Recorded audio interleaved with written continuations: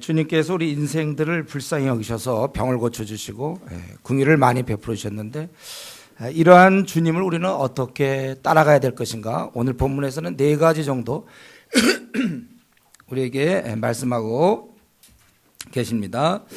첫 번째는 18절에서 20절까지 한 서기관과의 대화에서 나오죠.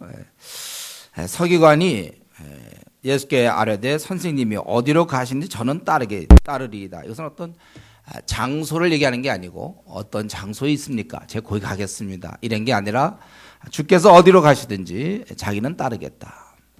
아마 이 서기관의 입장에서는 이런 얘기하기가 그렇게 어렵지는 않았을 거예요. 왜냐하면 바로 앞에서 예수님께서 많은 병자를 낫게 하시고 귀신을 쫓아내시고 그런 분을 내가 따라간다면, 이 서기관은 지금 율법주의자고 그런데 자기가 이렇게 어떻게 보면 전향을 하는 거거든. 따라가도 괜찮을 것 같지 않습니까? 누가 막 여러분 막 병자를 막 고쳐 귀신을 쫓아내고, 야, 이 사람 따라가면 뭐 그렇게 뭐 손해 볼 게 없을 것 같아요. 만약에 돈을 받는다고 해봅시다. 병자 고치는 거, 중풍병 오늘 얼마나 받을까? 뭐 오늘날 우리나라 같은 뭐에서 암 환자들 뭐 한 건당 한 100만 원만 받을까요? 그래도 뭐 아마 돈을 다 끌어모을지 모르겠어요. 그런 사람 따라다니면 일생 걱정 없겠고, 아니면 이 능력 드러나는 걸 보면서 혹시 앞으로 로마 제국의 군사들과 싸워도 이 능력이면 될 것이다. 어떤 그런 걸 생각하면서 아마 이 서기관은 과감히 자기의 배경을 버리고 따라가겠다. 그러니까 그는 주님을 따를 때 영광을, 주님과 함께 누릴 영광을 생각했지, 주님 섬길 때 생기는 이 고난, 이 구차한 삶, 그건 아예 몰랐던 것 같아요.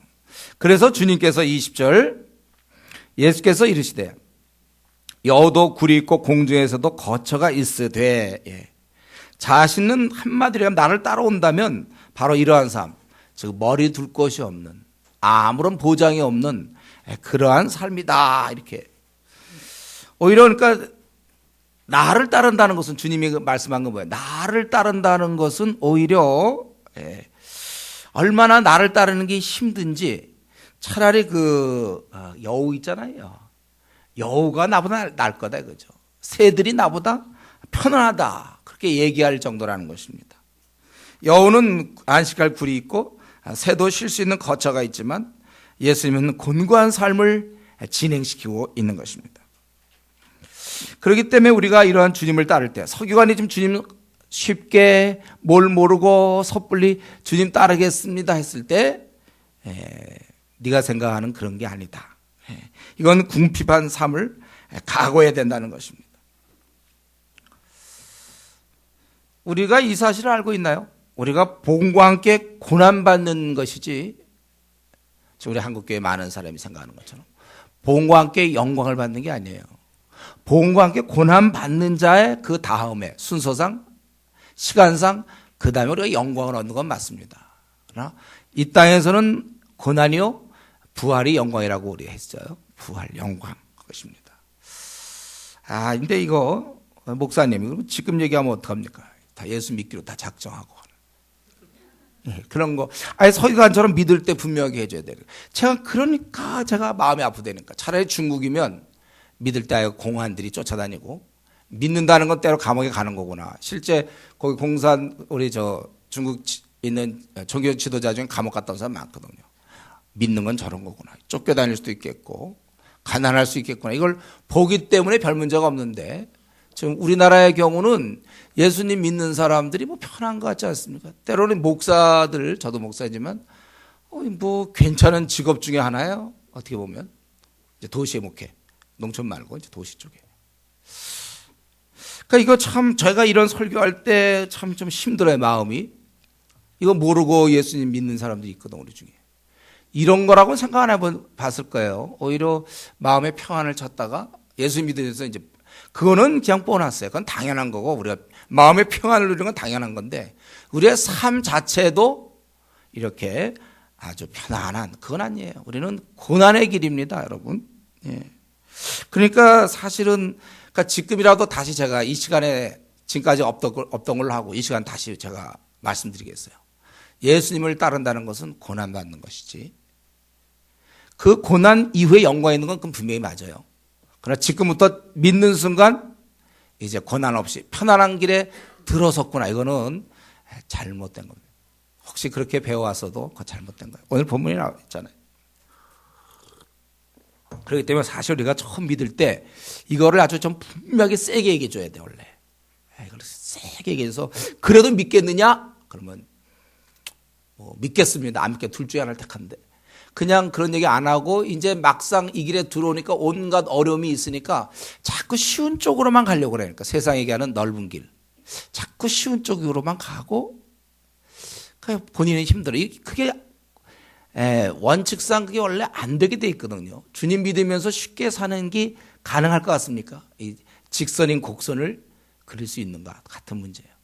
주님을 소위 믿는다면서 쉽게 살 수 있습니까? 그런 경우가 이제 바로 토하여 내치겠다 하거든. 미지근한 신앙이 바로 그겁니다. 여러분, 미지근한 신앙이 바로 그거예요. 주님을 믿긴 믿되 주님이 제시한 길은 아니고 내가 제시한 길로 가겠다. 그래서 주님이 특별히 우리 한국교회 뭡니까? 제자 삼으라. 이 명령은 지금 100명이면 98명이 거부하고 있어요. 한국교회가 거부하는 명령 중에 하나가 이겁니다. 구제하라 이건 해요. 섬겨라 이런 것도 조금 해요.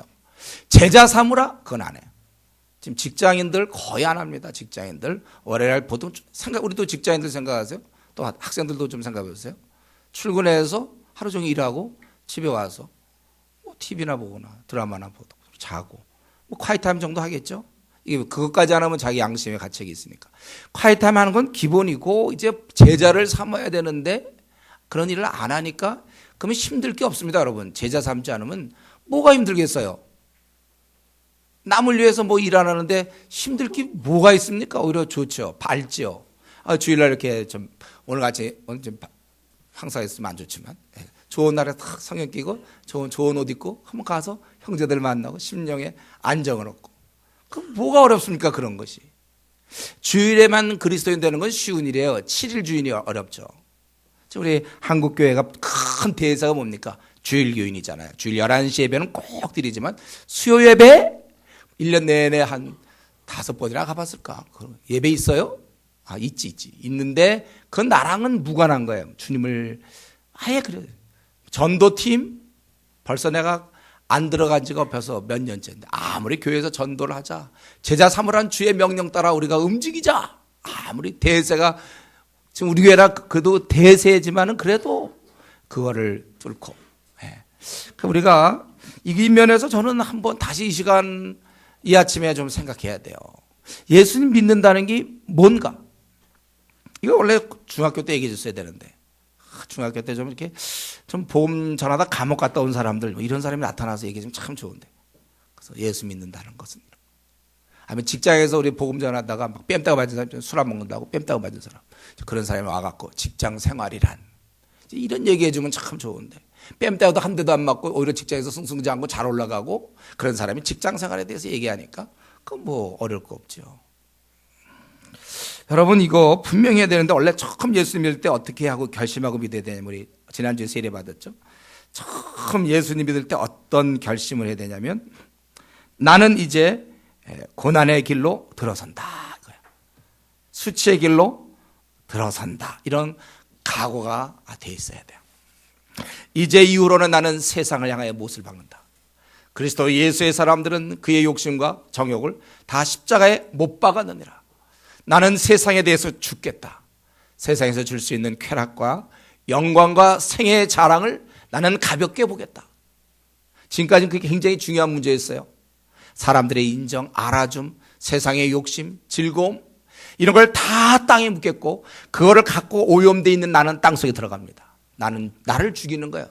로마서에 있는 것처럼 이제 그리스도와 함께 죽고, 나는 이제 세상에 대해서 죽었습니다. 우리 찰스 시메온이 처음 예수님 믿고 케임브리지 대학에서 예수님 처음 믿고서 이제 나는 내 모든 걸 십자가에 맡기고 나는 끝난 거예요.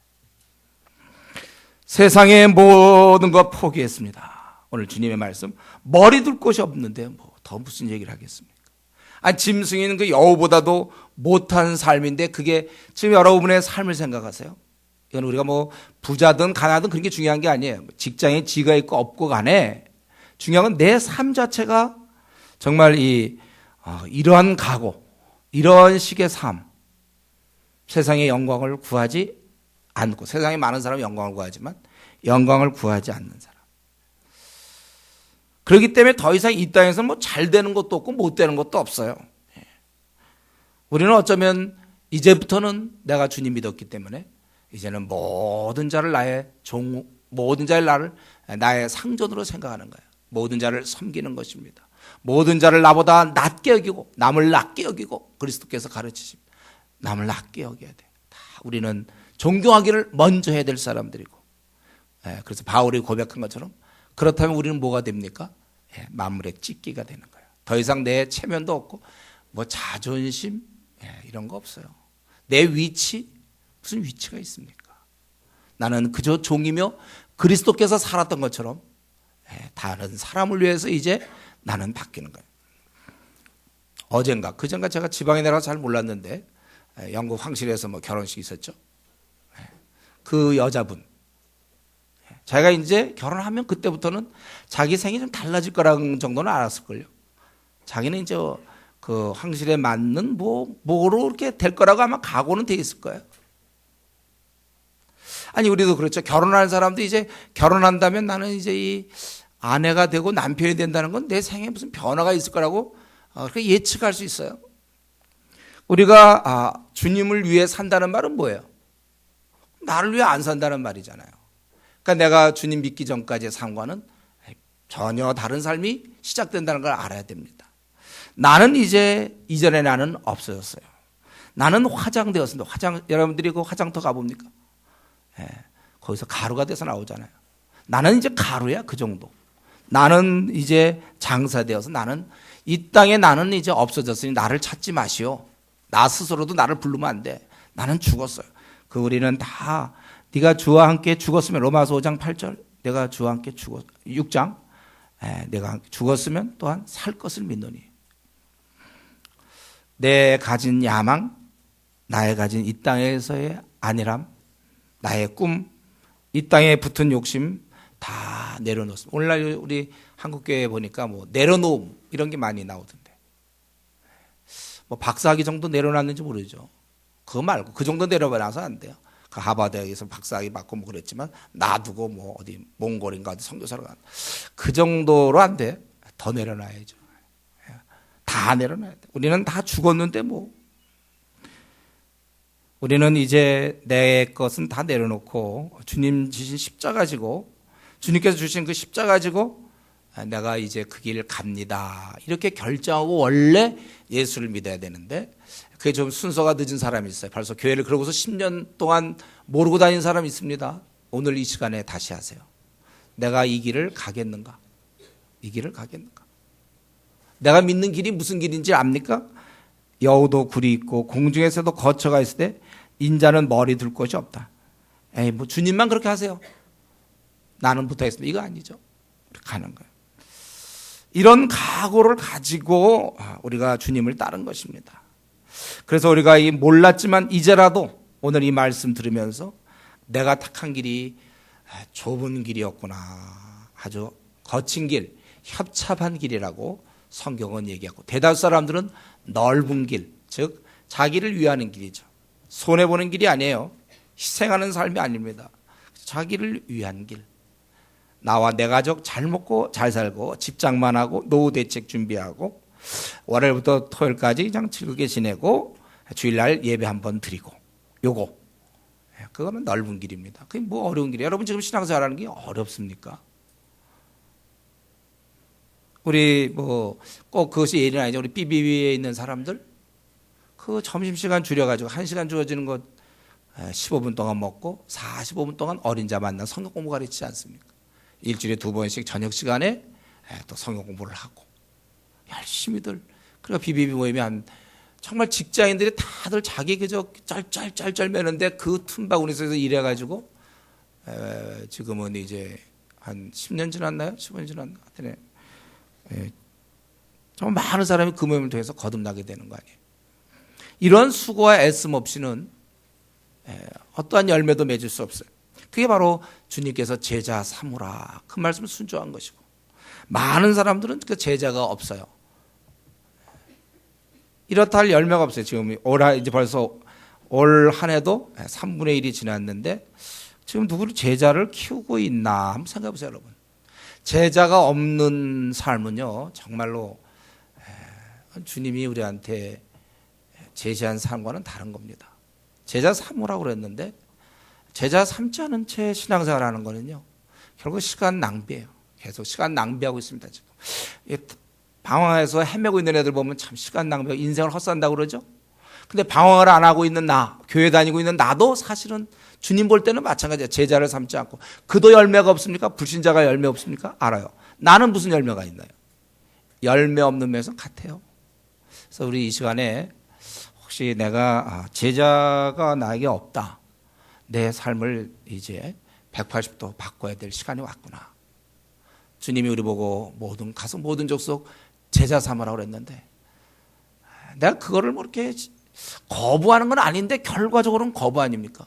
나와 지금 현재 나에게 닥친 일에만 내가 함몰되어 있지, 내가 무슨 제자를 삼고 있는가?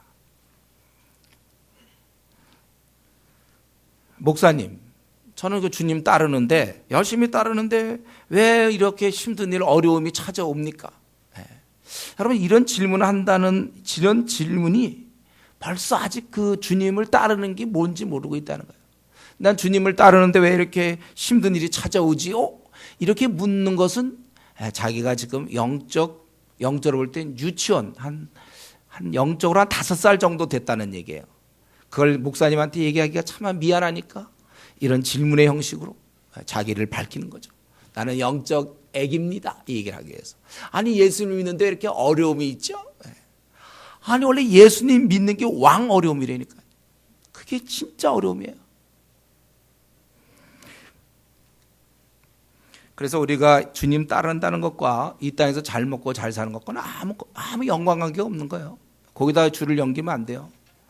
우리가 주님을 따른다는 것은 이 땅에서 머리 둘 곳이 없는 삶과, 그게 즐겁게 하면 그쪽이지, 잘 먹고 잘 살면 그거 아무 관계 없는 것입니다. 근데 여기서 한 가지 더, 우리가 주님을 따를 때 구차한 삶을 각오해야 되는데, 근데 여기서 좀 한 가지 더 얘기하면, 이제 그걸 모르고 지금까지 신앙생활한 사람들은 오늘 결단을 하셔야 돼요. 여러분들 담에석처럼 내가 주님을 따를 때 내가 고난의 길을 가겠습니다, 이거 딱 정해야 돼요. 그래서 내가 비록 힘들어도 내가 복음을 증거하며 제자 삼겠습니다. 내가 토요일 같은 때 내가 힘들지만 그래도 내가 영혼을 구원하겠습니다. 우리가 그렇게 자기가 마음을 결정하는 거예요. 잘 생각해 보세요. 만약에 우리가 보통 이제 토요일 날 피곤하지 않습니까? 피곤해하고, 전도하려면 또 기껏 전도하면 그 사람들한테 배척이나 받고 피곤하고, 그래서 피곤하니까 좀 몸을 위해서 감기 기운도 있고. 근데 잘 생각해 보면, 그래가지고 자기 몸을 잘 돌봐서 85세까지 살았다. 근데 열매는 하나도 없고. 왜냐면 전도고 뭐고 아무것도 안 하고 자기 몸의 건강 관리만 했으니까. 그런데 건강 관리한 이유가 뭐예요? For what? 무엇을 위해서 건강 관리니까요. 주의 일을 하기 위한 건강 관리 아니에요? 내가 토요일날 피곤하면 안 되니까, 주를 위해 살아야 되니까.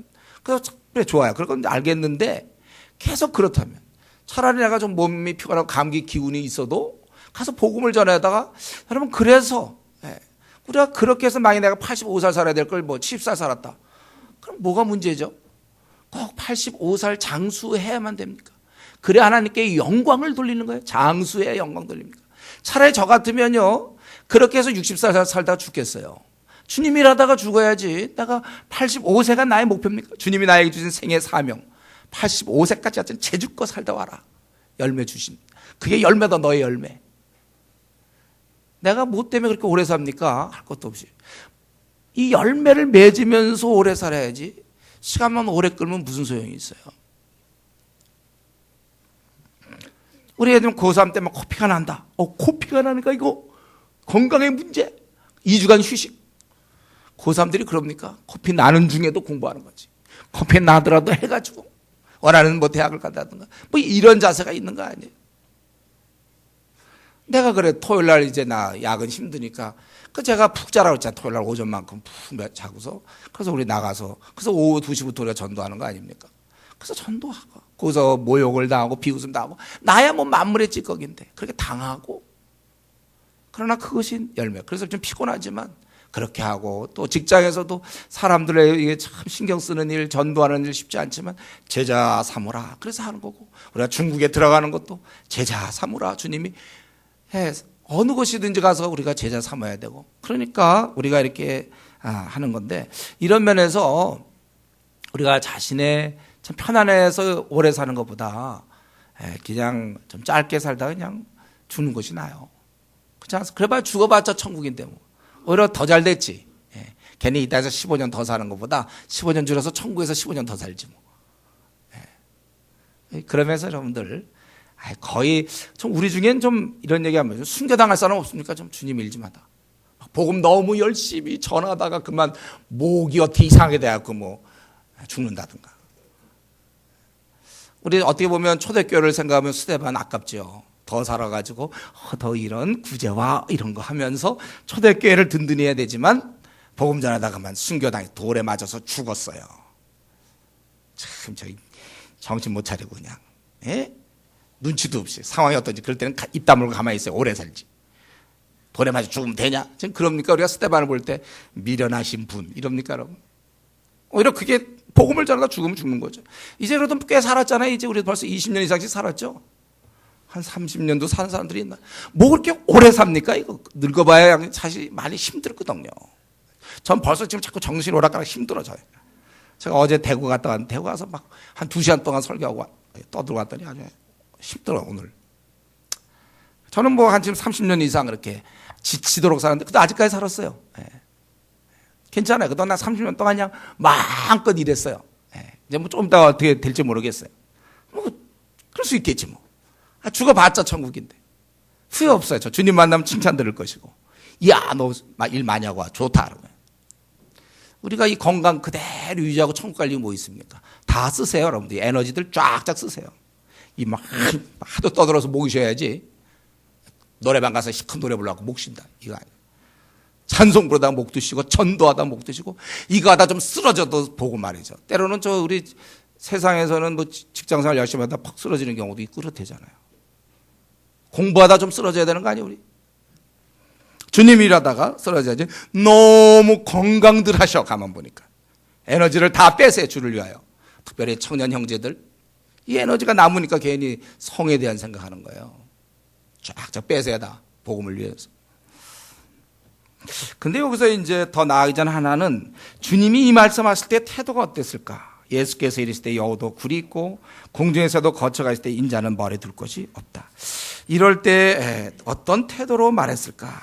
우리 이걸 좀 생각할 때 제가 성경에는 안 나왔지만 제 생각할 때 우리 주님은 이런 얘기하실 때 당연한 듯이 얘기했을 것이에요. 예수님께서 이런 얘기할 때 불평했겠는가? 제가 이 말씀 드리는 것은 나름대로 주님 조금 섬기면 뭐 토요일 날 뭐 전도도 하고 뭐도 하고 빨간 날 뭐도 하고 무슨 뭐 조장도 하고 그러면 좀 힘들다고 좀 불평하는 사람들이 조금만 하면 이번 학기 쉬어야 되겠어요. 올해는 쉬어야 되겠어요. 한 2년 정도 하고 나면 너무 힘들어요. 밤낮 저는 뭐 주말도 없습니까? 뭐 제가 어떤 장로님 만났더니 뭐 몇십 년 동안 뭐 제대로 쉬어본 적도 없습니다. 그런데 그래서 뭐가 문제죠? 그래 몇십 년 동안 못 쉬었다. 빨간 날 못 쉬어보고 자기 교회 일하느라고 못 쉬었다. 그래서 그 감사할 일 아닙니까? 저는 이 주님이 이 말을 하실 때 서기관이 와서 이렇게 뭐 날 쫓겠다고 아유 나는 뭐 머리 둘 것도 없어 나는.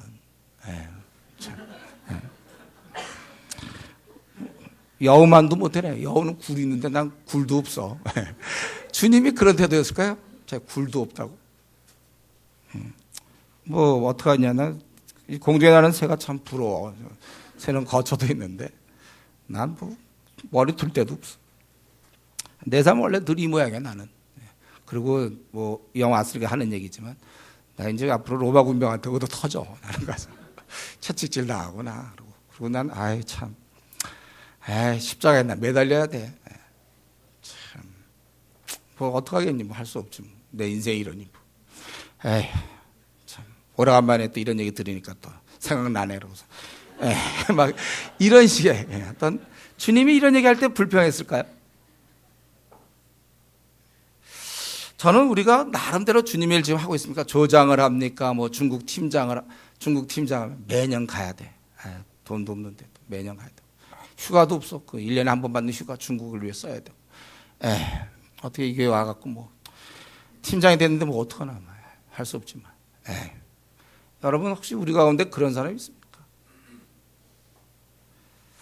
주님 앞에서 머리 둘 곳이 없다고 하시던 주님 앞에 다시 한번 내가 지금까지 주님 섬길 때 어떻게 했습니까? 주님을 섬기지만 거기 옆에 또 투덜댐도 같이 따라갑니까? 아니면 투덜댐 없이 섬깁니까? 여러분 우리가 이 길을 가면서 우리가 속으로 참는 건 좋지만 그러나 불평하지 않도록 노력하세요. 그러면 뭐 어떻게 하라는 얘기예요? 그럼 안 하면 좋겠습니까? 조장 좀 안 했으면 좋겠어요? 조장이라 밤낮 시간도 없고 저요 뭐 어떻게 하다가 뭐 장로가 됐어요. 집사가 됐어요. 어쩌다 목회자가 됐어요. 빨간 날도 없어요. 매번 이래 토요일마다 전 이제 앞으로 죽었어요. 저는 이 주내교회 다니는 동안은 앞으로 한 30년 더 살 것 같은데 토요일 날 다 반납입니다. 매일 4시간씩 토요일마다 4시간씩 전도해야 돼요. 그런 거 안 하면 우리 목사님 뭐 좀 날 믿음 없다고 생각해요. 뭐. 내 생각 뭐 알아요, 여러분들이? 근데 뭐 그렇게 해요. 난 끝났어요. 여러분 그게 불평입니까 그게? 감사죠. 그렇게 할 수 있는 기회를 주신 제가 얘기했죠. 이 친절하신 목사님. 그런 거 하라고 쫓아다니면서 저기다 친히 이름까지 적어주면서 영광스럽게 생각해야지 주님 따르는 길이 굴도 없어요. 밤에. 여러분 입술로 투덜대면 그 반감되지 않겠습니까? 주님 다 듣고 계시는데 여러분 우리가 부모가 자식 야 저 가서 뭐 물 좀 떠와라. 가면서 투덜투덜 그냥 내로 떠오면 되지 투덜대면서 물 떠오래. 저 투덜투덜대면서 떠오면 그 물 마시겠습니까? 우리가 주님이 주신 길이며 기회라면 영광스럽게 생각해. 영광스럽다. 그렇지 돈만 없지 뭐 우리가. 일하다 보면 돈도 없고 세상에서 인정 별로 못 받고 그럼 휴식이 좀 없을 거예요. 그리고 좀 피곤하겠죠. 그러나 피곤해서 죽는 게 낫지 그러면 쌩쌩해서 늦게 오래 사는 게 뭐냐 말이죠. 저 이전에 어떤 분 만났는데 그분은 운동 호신술을 해갖고 아주 튼튼한데 그러더라고요. 그분이 한 40대쯤 됐나 30대쯤 됐나 자기는 너무 건강하다는 거예요. 근데 나한테 그러더라고요. 제가 이제 제가 이제 신대원 다닐 때니까. 근데 우리 전도사님은 이렇게 일하시는데 자기는 몸은 되게 건강하고 지금도 운동한다는 거야. 근데 운동하다 회의가 든대. 이게 건강해서 뭐 하나? 무지 건강하거든. 그래서 계속 건강을 유지하는데 근데 이 건강은 누구를 위해서 이렇게 건강하냐 이거죠. 여러분 주를 위해서 피곤하면 좋잖아요. 그래야 우리가 어차피 죽으려면 진이 빠져 죽지 그냥 죽습니까? 건강할 때 딱 죽나요? 죽는 거 되게 어렵다 그래서 제가요. 한번 정직하게 생각해보세요. 여러분 죽어보려고 결심해보세요. 어떻게 죽어요? 떨어지나? 그렇게 하면 안 되겠지. 우리가 이 건강한 몸이 죽으려면 굉장히 시간 걸릴걸요. 운동 많이 하신 분들요. 죽으려면 꽤 힘들어요. 인삼 많이 드시고 이렇게 늘 쉬시고 피로하지 않도록 몸을 유지하신 분들 돌아가시려면 꽤 고생 좀 하실 거예요. 진이 잘 안 빠지거든. 인삼 많이 먹어놨고 근육 키워놨거든요. 이두박근 삼두박근 딱 돼서 이 근육 빠지기 힘들어요. 근데 우리가 주를 위해서 저처럼 막 지친 사람들 어느 순간 탁 그냥 갈 수 있단 말이죠. 그래서 건강해서 뭐해요? 편안해서 뭐합니까? 우리가 주님 섬기면서. 우리가 그러면서 우리가 투덜대면 안 되겠어요. 우리 엄마가 아기 돌볼 때 어떠세요? 여러분 아기일 때 여러분 엄마는 어떻게 돌봤을까요? 내가 기저귀 똥 싸 그러면 아유 지겹다 지겨워 똥 또 쌌냐?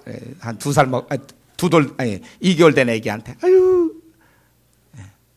그러면서 여러분 기저귀 갈아주고 이러면 참 그 아기 입장에서 못 알아들어서 다행이지 알아들었으면 그게 살만 나겠습니까? 기껏 태어났는데 어떻게 그냥 똥 싼다고 그럼 2개월짜리 똥 싸지 그러면 어떻게 합니까? 막 그거 투덜대면 안 돼요.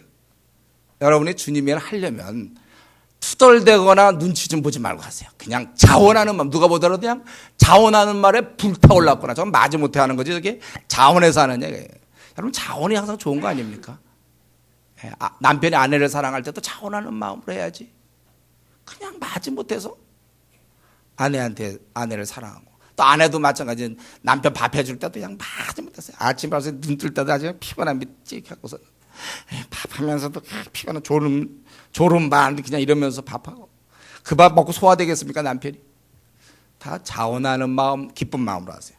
우리가 하고 있는 일은 주님께 하는 것이지 세상에 그 누구를 위해서 하는 게 아니에요. 여러분들이 전도를 하거나 성경 공부를 하거나 어린 자를 돕거나 직장에서 성경 공부반 신회를 인도하거나 또 교회에서 조장이 되거나 중국 팀장이 되거나 주를 위해 하는 것이지 박영동 목사를 위해서 하는 것도 아니요. 자기 체면을 위해서 하는 게 아니에요. 기쁨으로 해야지 그게 되는 거예요. 기쁨으로. 주님께서 이 기쁨으로 하기를 원하는 거예요. 나를 위해 죽으신 은인한테 내가 기쁨으로 해야지. 하긴 하되 투덜거리면서 하면 그것 그건 뭐 안 하는 만 못하죠. 첫 번째는 우리가 이 구차한 삶을 각오해야 된다는 거고, 두 번째 21절 22절, 두 번째는 뭡니까? 이거는 이제 최고의 우선순위를 둬야 된다는 거예요. 제자 중에 또 한 사람이, 제자 중에 이거는 한 사람이 이르되 주여 내가 먼저 가서 내 아버지를 장사하게 허락하옵소서. 예수께서 이르실 때 죽은 자들이 그들의 죽은 자들을 장사하게 하고 너는 나를 따르라 하시니라. 여기 22절에 죽은 자들이 죽은 자를 장사한다? 이게 뭐예요 그러면? 시체가 막 일어나갖고 시체를 장사시키는 건가요? 죽은 자들이 죽은 자. 여기서 얘기하는 죽은 자라는 건 뭡니까? 영적으로 죽어있는 자. 영적으로 죽어있는 자들이 그 죽은 자들을 장사하게 하라. 근데 이 지금 21절 22절은 결국 우리가 이 시간에 한번 생각해야 돼요. 내가 어떻게 움직일 때 반드시 우선순위가 있죠. 같은 일이 생길 때 어떤 걸 내가 먼저 하느냐. 그럴 때 여러분 우선순위 중에 아주 높은 게 가족과의 관계예요. 그리고 특별히 예를 들면 이런, 오늘 하나 이해가 나오지만 아버지의 장사, 아버님의 운명에서 장사치로, 이거는 굉장히 높은 우선순위 아닙니까? 아무리 야근을 많이 시키는 직장도 뭐 아버지 돌아가셨다 그러면 막 3일씩 휴가 주잖아요. 무려 3일씩. 예. 아무리 야근을 많이 시켜도 그만큼 사회적으로도 부친을 장사하는 거 굉장히 우선순위가 되는 거예요. 그러니까 아주 대표적인 우선순위를 지금 이거 넣은 거죠. 이것과 그리고 주께서 이 죽은 자를 장사하는 것과 죽어 있는 자를 살리는 일, 이 두 가지를 비교하고 있는 것입니다. 이 점을 분명히 우선순위가 이 땅에서 부친의 장사 거의 최고라고 생각하는데 그보다 더 높은 우선순위가 주를 따르는 자들에게 있어야 된다는 것인데, 그것이 무엇입니까? 이것을 알리기를 원하는 거예요. 뭐 평상시에 별로 문제가 없죠. 성경에서는 우리가 부모님을 공경하라고 그랬으니까. 그러나 지금은 뭐예요? 주님께서 이 어마어마한 영적인 인류 구원을 위해서 행진하는 중이 있습니다. 그래서 여기 18절에 보면 예수께서 무리가 자기 에워싸는 것을 보시고 건너편으로 가기를 명하셨어요. 왜 건너편으로 갑니까? 거기서 이 영적인 구원을 위하여, 주님이 이 땅에 오신 목적 수많은 사람을 구원하기 위해서 지금 진행 중에 있는데, 이때 이제 한 제자가 자기는 여기서 빠져야겠습니다. 그래서 부친을 장사해야 됩니다. 그럴 때 주님께서는 이 영원히 죽어있는 자를 구해서 그에게 생명을 주는 것보다는 이 땅에 그 어떤 것도 더 급한 것이 없다는 걸 알려준 거예요. 그래서 우리가 주님을 따르는 자의 자세는 구차한 삶을 각오할 뿐만 아니라 두 번째로 이 일이 아주 최우선순위에 든다는 걸 알아야 됩니다. 아니, 세상도 그렇지 않습니까? 의사가 예를 들면 지금 뭐 뇌수술을 막 하는 중인데, 지금 막 집도한 전문의가 지금 하고 있는 중인데, 연락이 갑자기 오기를 뭐, 고향에 있는 아버님 돌아가셨다. 빨리 오시오. 그럼 이거 하다가, 중간쯤 하다가, 그러고 갑니까? 그럼 마저 해야 되잖아요. 그 정도잖아요. 이 생명, 이 육적인 생명. 그래봐야 그거 40년짜리, 30년짜리, 그것도 위해서 그렇게 하는데, 하물며 영원한 생명이 죽어 있는데, 그렇다면 그것을 살리는 데 최우선순위를 둬야 된다는 거예요. 이런 면에서 여러분들의 관심사가 일로 모아져야 돼요. 그러니까 이런 면에서는요, 우리가 최소한도 뭐 직장을 다니든 무슨 의사든 혹은 뭐 교사든 교수든 사업가든 우리가 근본적으로 우리의 늘 마음속에 지금 물론 일을 하지만 우선순위는 뭐냐 하면은 이러한 이 일의 시급성에 대한 우선순위를 항상 갖고 있어야 돼. 그러니까 우리 뭐 좋은 예로는 무슨 선교사들 같은 경우 보면 종종 보면 부모가 이제 굉장히 연로하세요. 그래도 자기가 하나님께 부름받고 사실 연로하시기 때문에 한 뭐 4년에 5년 더 이렇게 해야 되지만 봉양해야 되지만 자기는 부름받고 자기 동생한테 맡기고 자기는 아프리카 뭐 밀림 지역으로 들어간다든가 그런 경우 참 많아요. 그건 왜입니까? 부모님 물론 봉양하는 게 중요하지만 뭐 이제 다 예수님 믿는 부모님 이제 이분은 천국에서 다시 만날 거고 지금 죽어 있는 자들을 끄집어내야 되겠다. 예. 하나의 예를 든다면 이제 그런 예를 들 수 있죠. 이건 뻔히 알지만 그것보다 이게 더 중요하기 때문에 우리나라의 독립투사들 있잖아요. 독립투사. 예. 뭐 안중근 또 제가 중국 가서 보니까 그 윤봉길 도시락 투척. 예. 여러분 그 사람들 생각 속에 자기가 던지면 이제 그 사람을 암살할 수 있지만 그 다음에 자기는 죽는 거잖아요.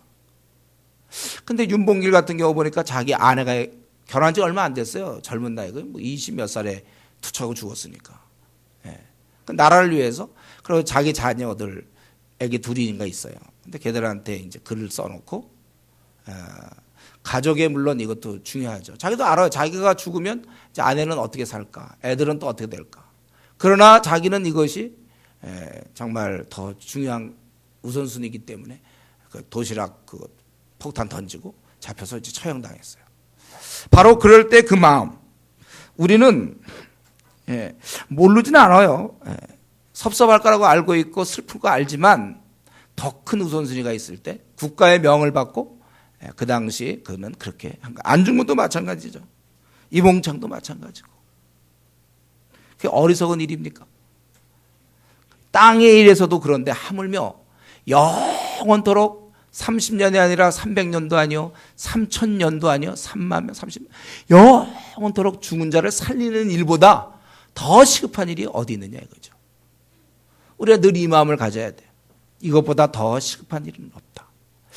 그래서 우리 중에는 이런 것 때문에 못 견디는 사람은 이제 풀타임 사역자로 나오는 거예요.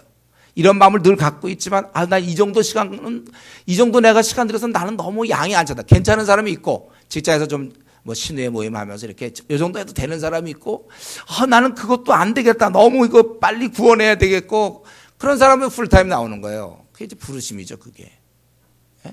그런 사람 최소한 여러분 직장을 다니면 그러면 최소한도 퇴직을 했으면 50세 전후에 퇴직했으면 그러면 이 나머지라도 주님께 드리겠다. 이렇게 되는 거 아닙니까? 우리가 그런 생각을 하셔야 돼요, 여러분들. 내가 지금 못 드려도 그러면 내가 퇴직하고 나서 그 나머지 그러면 50살부터 70살 한 20년은 내가 풀로 더 이상 내가 다른 일 안 하고 내가 물론 세상의 일도 귀하지만 내가 그 일 하겠다. 이렇게 결단을 하고 가야 되는 것입니다. 어쨌든 주님을 따를 때 우선순위는 사사로운 일 좀 뒤로 하고 가족의 대소사 너무 챙기지 마세요, 여러분들. 좀 넘어갈 거 넘어가고 웬만하면 믿는 집안이면 좀 양해를 구하고 저도 그러니까 제가 목사일 하는 거죠. 집안에 우리 식구도 많거든요. 식구만 해도 그거 다 뭐 생일이다 뭐다 무슨 잔치다 뭐 선을 본다 인사로 온다 그거 다 따지면 제가 무슨 목회하겠습니까? 그냥 웬만한 건 안 가죠. 안 가. 목사기 때문에 안 갑니까? 여러분도 안 가셔야 돼. 만약 여러분들이 이런 중요한 일 있으면 그거 자꾸 해봐. 이 땅에서 벌어진 일인데 우리가 좀 이러한 마음 죽은 자들이 그들의 죽은 자를 장사하게 하고 주님의 관점은 지금 주님 자신도 마찬가지잖아요. 이게 먼저거든요. 본인이 죽으면 마리아가 슬퍼할 거 알아요. 요셉이 슬퍼할 거 압니다. 동생들이 슬퍼할 거 알아. 그러나 이것이 더 급한 일이에요. 세 번째로는 이제 23절부터 27까지 그죠. 한마디로 얘기한다면 결국 우리가 주를 따를 때 주님을 전적으로 신뢰하라는 말씀이죠. 전적으로 신뢰하라. 물론 우리가 여기 주님은 자연계를 다스리는 분이라는 걸 알 수 있어요. 그리고 28절부터는 또 영적인 세계를 다스리는 분. 그분을 우리가 신뢰해야 되는데 여기서 뭐가 있습니까? 배가 물결에 덮이게 되었고 예수님은 주무셨어요. 24절. 그러니까 배가 지금 물이 들어와서 이제 가라앉게 된단 말이에요. 주님은 아마 거기 어디 선미 쪽에서 주무시고 계신지 모르겠어요.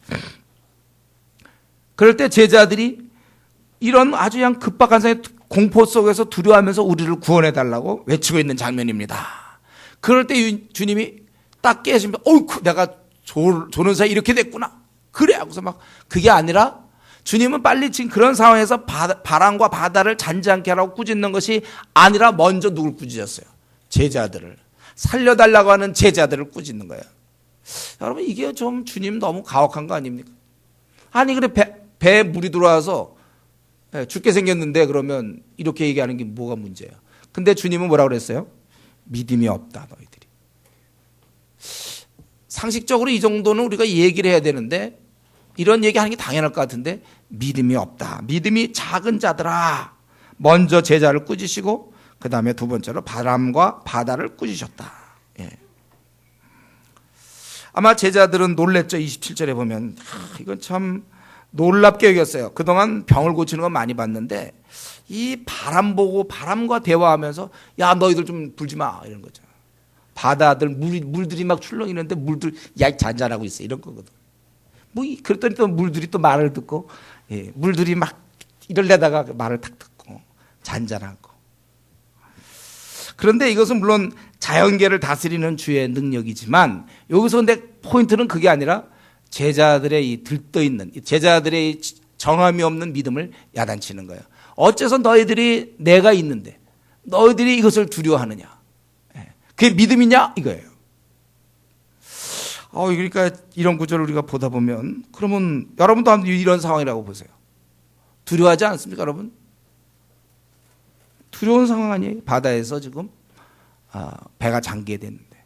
그러면 그럴 때 이런 걸 두려워하면서 얘기하는 게 정사이라고 생각하는데, 그걸 우리 주님은 그 야단 맞는 믿음이란 말이죠. 그 정도 믿음은. 어째 너희가 나를 신뢰하지 않느냐. 주님이 계시는데. 만약에 정말 이런 믿음, 이건 우리 대다수가 갖고 있지 않은 믿음이죠.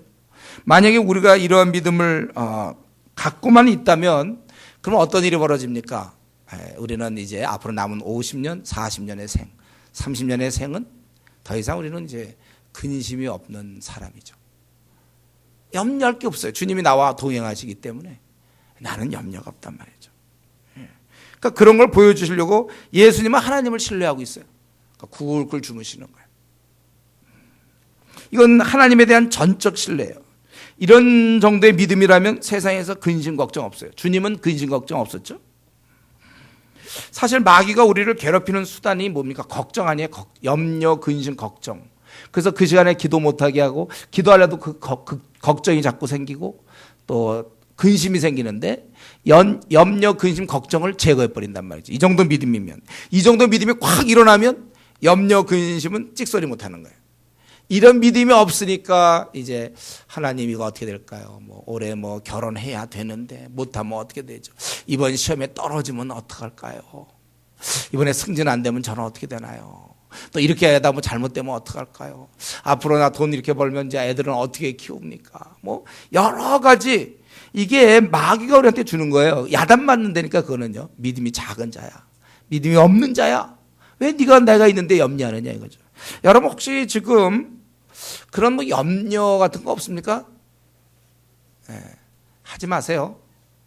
아니, 내 신앙을 가져야 돼. 이 성경에서는 이런 믿음을 보여주고 있죠.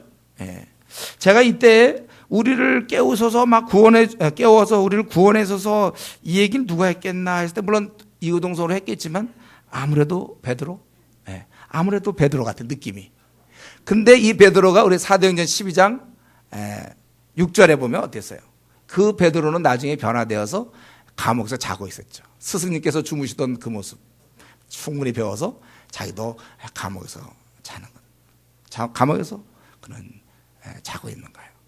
이제 자기의 동료였던 야고보가 처형당했고 자기가 이제 오늘 내일 죽어야 되는 그 순간에 그가 자고 있었다. 그런 믿음을 인간도 가질 수 있다. 이런 참.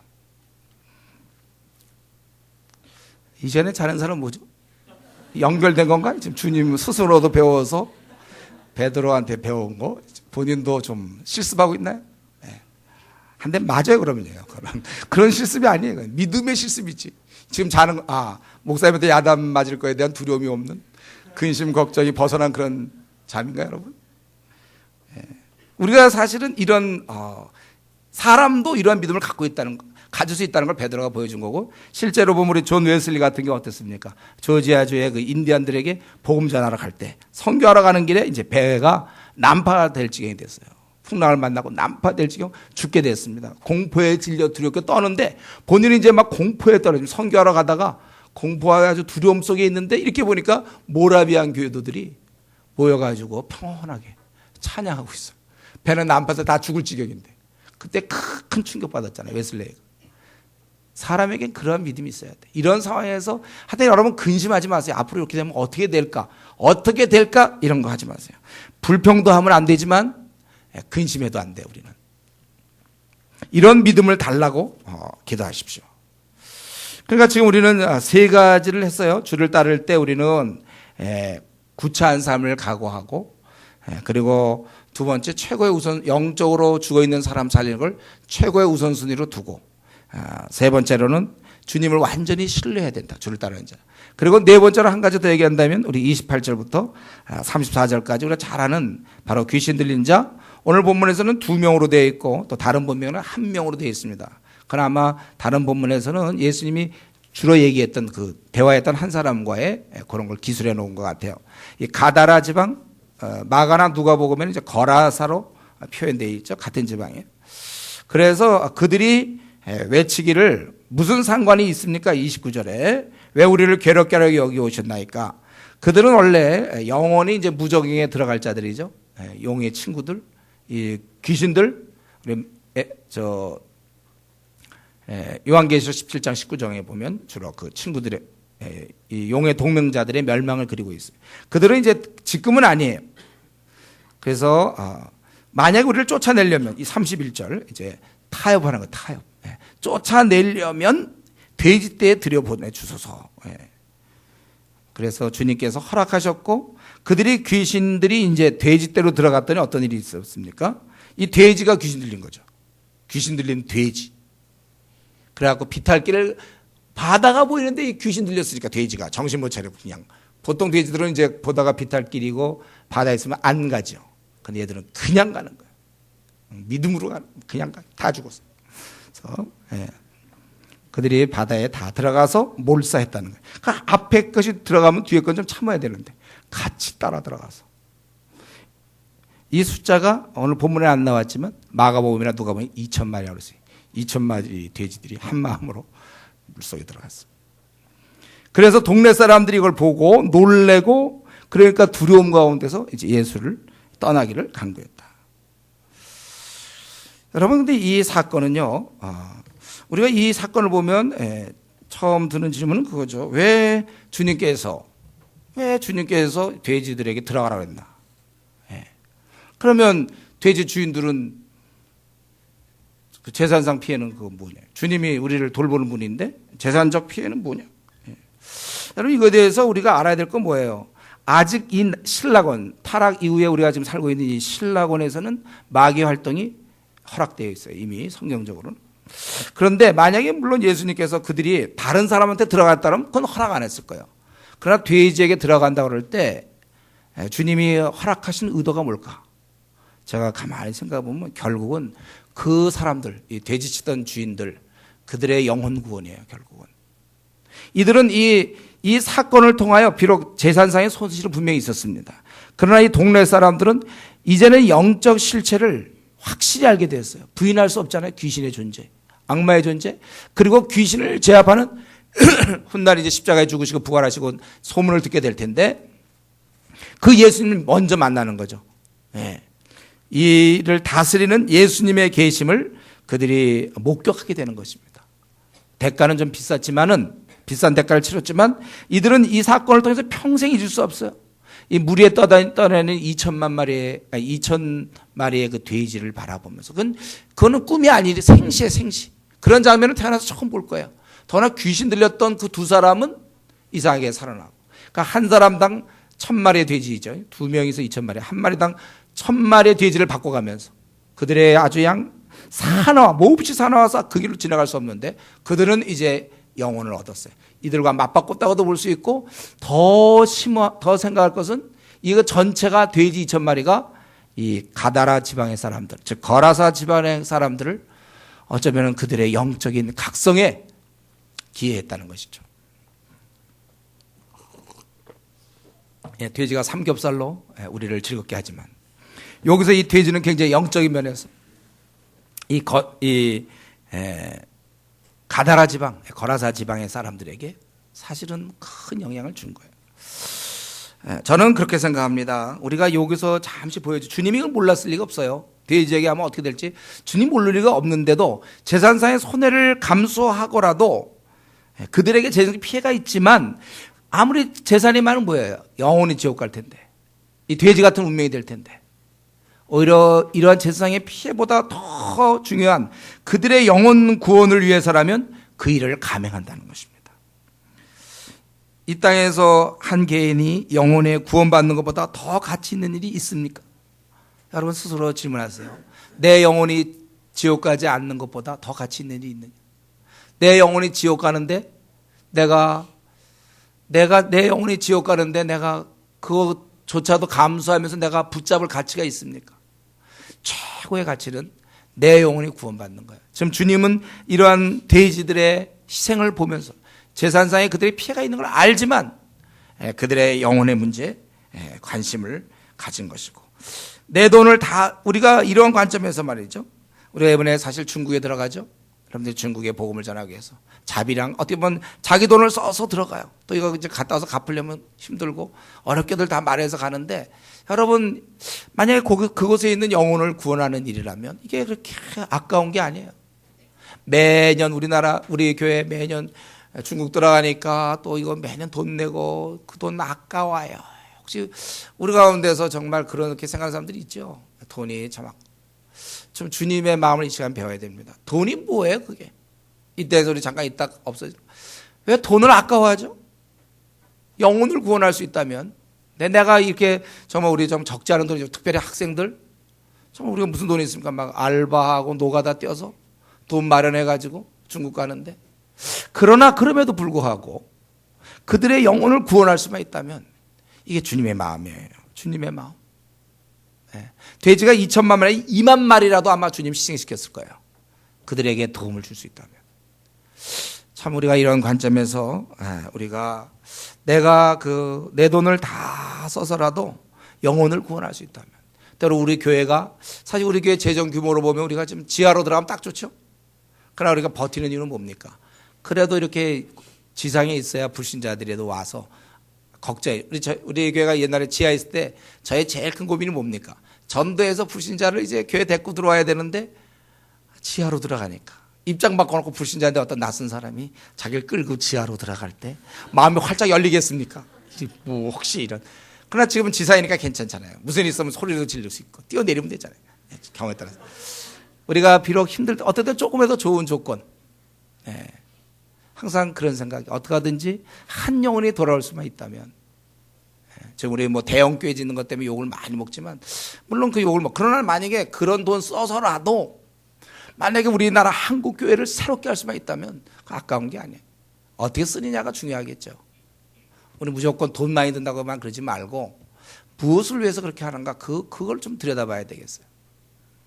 여러분 마찬가지입니다. 우리는 주님 앞에서 내 돈이 아니잖아요. 주님의 돈인데 이거 다 써서라도 영혼을 구원할 수 있다면, 이 시간도 내 겁니까? 주님이 오늘 오라 하시면 어리석은 부자는 창고를 지어놓고 뭐 자기 쓸 것을 해서 내 영혼아 즐거워하자. 주께서 오늘 밤 부르면 뭐하냐.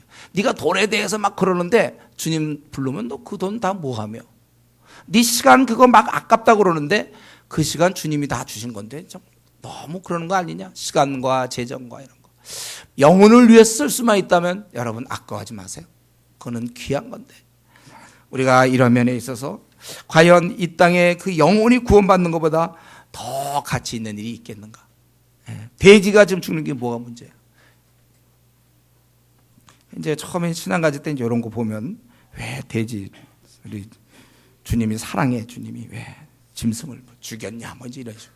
지금 그런 관점이 조금씩 바뀔 필요가 있어요. 그렇게 보지 마시고 주님의 자기 목숨도 주시는 분인데요. 뭐 그분은 우리의 영혼을 위해서라면 주님의 그 깊은 좀 사랑을 알았으면 좋겠다.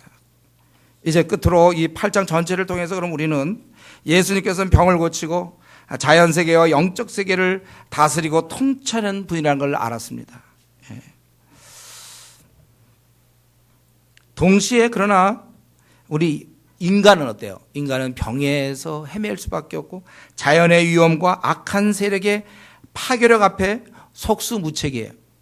전적으로 무능하다는 것이 밝히 드러난 본문입니다. 오늘 본문이. 그렇지만 주님께서 우리를 도와주셔서 병도 고쳐주셨고 또 파도에 휩쓸려 가라앉는 배에서도 그들이 두려워할 때 구원해 주시고 악한 영적 세력에서 자유케 해주시는 분임을 우리는 오늘 이 시간에 살펴보았습니다. 그렇다면 나에게 지금 당면한 어려움들은 어떤 종류의 것입니까? 여러분, 주님의 도우심을 간구하세요. 해결해 주시는 주님 놔두고 이번 한 주간도 또 혼자 끙끙대지 않았습니까? 마음의 평안을 잃은 채 원래 여러분들은 최고의 기쁨으로 살아야 돼. 제가 우리 조울증은 안 좋지만 우린 조증으로 살아야 된다고 그랬어요. 조증 항상 좋아. 성경이 그건 명령이에요. 항상 기뻐하라.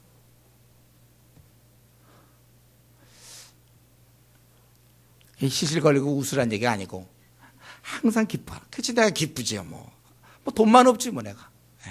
그냥 학벌만 없고 외모만 없고 능력만 없지 뭐 내가 뭐 땅에 뭐가 없습니까? 기뻐해야지. 앞날의 대안만 좀 없지 우리가. 기뻐하자. 항상 기뻐하라.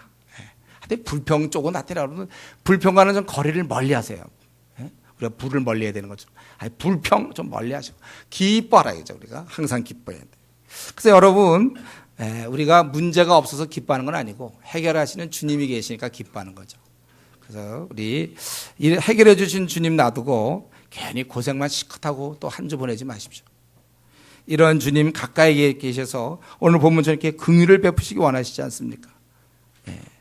우리 주님께 나아가서 우리의 사정을 아뢰고 부디 우리 좀 앞으로 남은 생 좀 기쁘게 염려 같은 거 하지 말고 작은 자들아 야단 맞는 그런 믿음 갖지 말고 주님을 전적으로 신뢰함으로 더 이상의 염려와 근심이 없는 그러한 삶을 살 수 있기 바랍니다. 지금 같이 오늘 말씀 생각하면서 어느 말씀이라도 자기가 좀 고쳐야 될 부분, 자기가 결단할 부분이 있으면 이 시간 조용히 하나님 앞에 기도할 수 있기 바랍니다. 같이 기도하겠습니다.